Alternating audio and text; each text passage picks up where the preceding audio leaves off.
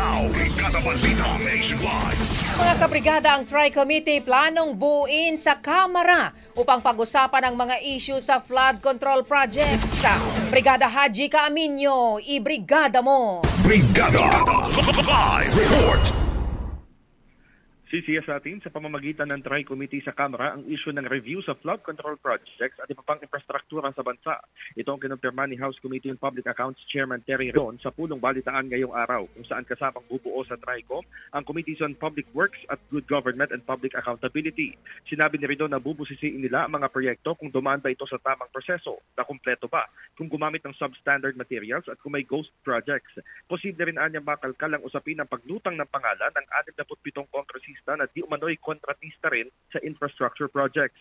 Pero pinaliwanag niya rito na mangyayari lamang ito kung may magbibigay ng pangalan ng House members dahil hindi naman nila ito tungkulin.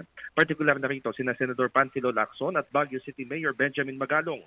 Sa kabila nito, tiniyak niya rito na may kredibilidad pa rin ang pag-iimbestiga ng TRICOM kahit na masangkot pa ang mga kongresista. Mismong si Pangulong Bongbong Marcos na umano ang nagsabing wala siyang sisinuhin, kaya maging ang Kamara ay wala ring sisinuhin sa mga miyembro nito.